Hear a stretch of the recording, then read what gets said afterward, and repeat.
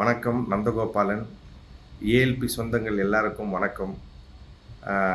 இன்னைக்கு நான் என்னுடைய ஏஎல்பி அனுபவத்தை பற்றி பதிவு போடலான்னு இருக்கேன்.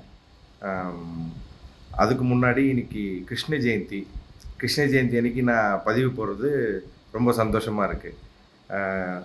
எனக்கு நான் பிறந்தப்போ கிருஷ்ண ஜெயந்தி அன்னைக்கு பிறந்தேன்னு சொல்லிட்டு எனக்கு நந்தகோபாலன் பேர் வச்சாங்க. ஸோ இன்னைக்கு நான் ரிவ்யூ ஏஎல்பியில் கொடுக்குறது நான் ரொம்ப பெருமையாக பார்க்குறேன். ரொம்ப காலமாக நான் வந்து இந்த ரிவ்யூ வீடியோ போடணும், என்னோடய அனுபவத்தை நான் வந்து பதிவு செய்யணுன்ட்டு நான் முயற்சி பண்ணுறேன், முடியலை.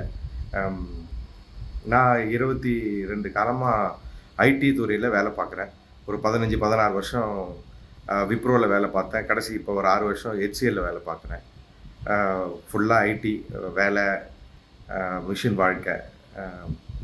இதுக்கு நடுவில் எனக்கு ஜோதிடத்தோட ஆர்வம் வந்து கடந்த ஒரு 6-7 வருடமாக வந்து ஜோதிடத்து மேலே ஒரு ரொம்ப ஒரு ஆர்வம். அது எதனாலன்னு எனக்கு தெரியல. ஸோ ஜோசியத்தை பற்றி பார்க்கணும், அதோடைய அருமையை பார்க்கணும்.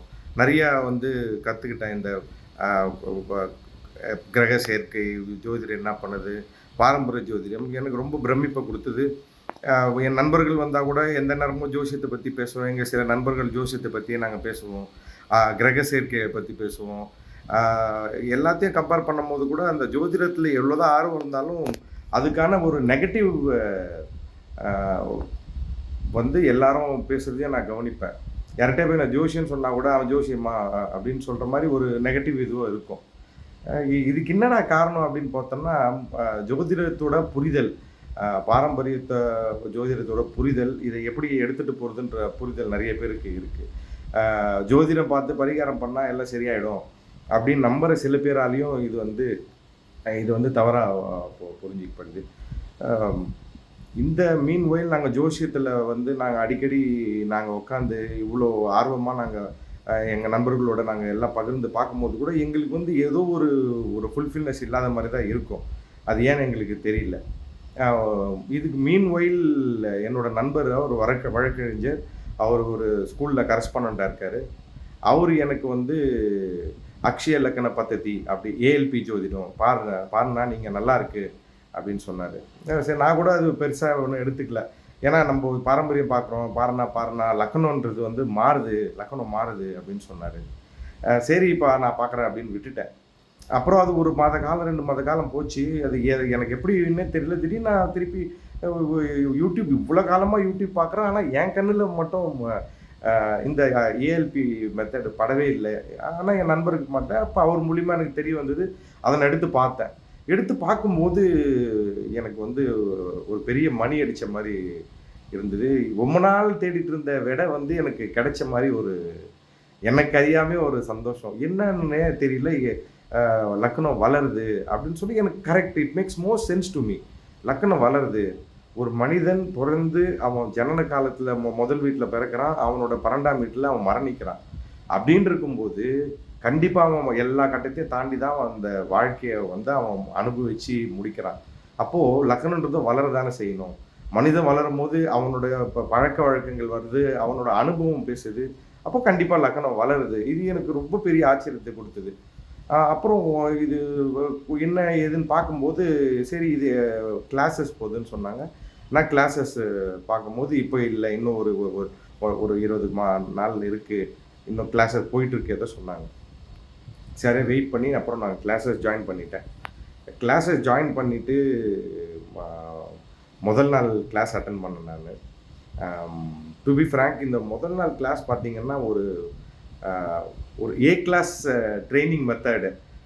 எங்களோட ஐடியிலலாம் வந்து இந்த மாதிரி ட்ரைனிங் கொடுப்பாங்க. ஏன்னா நானே நான் நிறைய ட்ரெயின் பண்ணியிருக்கேன். எங்களோட ஸ்டூடெண்ட்ஸை என்னோட டீம் மெம்பர்ஸை ட்ரெயின் பண்ணுறேன். நிறைய மெத்தட்ஸ் ஆஃப் ட்ரைனிங் எல்லாம் இருக்குது. பட் இந்த method of training is a class.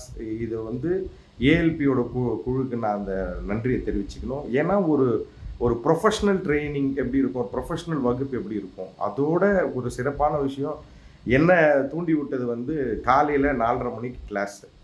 எனக்கு இப்போ நான் யூஸ்வலாக 5:30 மணிக்கு எழுந்திரிக்கிறோம். ஆனால் 4:30 மணிக்கு கிளாஸ் எனக்கு ஒன்றும் பெருசாக கஷ்டம் தெரியல அப்படின்னு நினச்சி தான் எழுந்தேன். ஃபஸ்ட்டு 2 நாள் ரொம்ப கஷ்டமாக இருந்தது. ஆனால் 3ஆவது நாள் அதுக்கப்புறம் 3:50க்குலாம் நானே முழிச்சு கிளாஸஸை பார்க்க ஆரம்பிச்சிட்டேன். இந்த கிளாஸஸ் நானும் எப்படி நடத்துகிறாங்க, எப்படி போகிறாங்க. நான் ஓரளவு பாரம்பரியம் வந்து எனக்கு தெரியுன்றதுனால ஃபஸ்ட்டு கிளாஸஸ் பேசிக் எல்லாமே எடுத்தாங்க. ரொம்ப அற்புதமாக இருந்தது. என்னால் ஒரு நாள் கூட கிளாஸ் மிஸ் பண்ண முடியல. நான் எழுதியே ரொம்ப வருஷம் என்னோட 3 டைரி காலி. பேனா எழுதி எழுதி ஃபுல்லாக டைரியை காலி பண்ணிட்டேன்.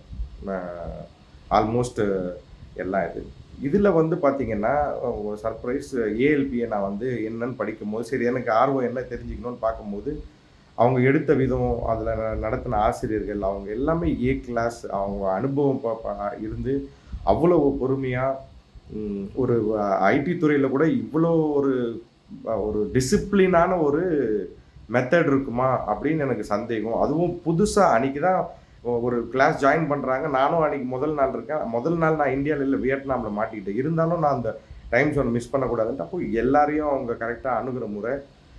இன்னொரு விஷயம் வந்து ஒரு வகுப்பு கிளாஸ் எடுத்தாங்கன்னா அந்த வகுப்பு கிளாஸை 2 முறை எடுக்கிறாங்க, 3 முறை எடுக்கிறாங்க. அப்போது நம்ம வந்து நம்மளுக்கு வந்து சந்தேகமும் இருக்காது. எப்போ வேணாலும் கற்றுக்கலாம். அவங்க சொல்லி கொடுக்குற ஏ டு சி கரெக்டாக அவங்க சொல்கிறத ஃபாலோ பண்ணால், அந்த மெத்தட்ஸை ஃபாலோ பண்ணால் எனக்கு ரொம்ப ஈஸியாக இருந்தது. உங்களுக்கும் ரொம்ப ஈஸியாக இருக்கும். ட்ரை பண்ணி பாருங்கள்.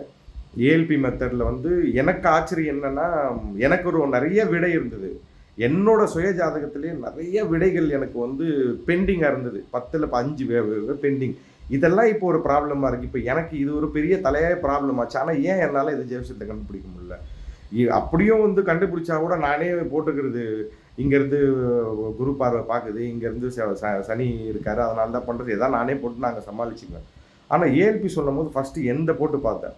போது எனக்கான விடை வந்து ஆல்மோஸ்ட் எனக்கு கல்யாண சமயத்தில் நடந்தது. அப்புறம் சில நிகழ்வுகள், கசப்பான நிகழ்வுகள், சில ஒரு சந்தோஷமான நிகழ்வுகள், இதெல்லாம் ஜேஎல்பியில் போடும்போது ஆல்மோஸ்ட் 99.9% துல்லியமாக இருந்தது.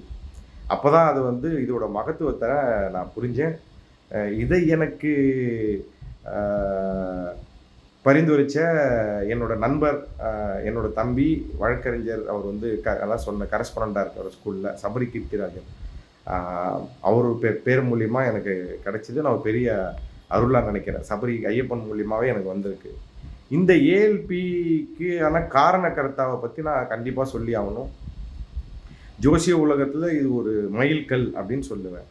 ஏன்னா பாரம்பரியத்தில் எல்லாத்தையும் எடுத்து கொடுத்துட்டாங்க. எவ்வளோ பேரை நானும் பார்த்தோம். 2000 வருஷம் 3000 வருஷத்தில் பாரம்பரியத்தை எவ்வளோ பிரேக் டவுன் பண்ணுமோ அவ்வளோ பிரேக் டவுன் பண்ணி கொடுத்துருந்தாங்க.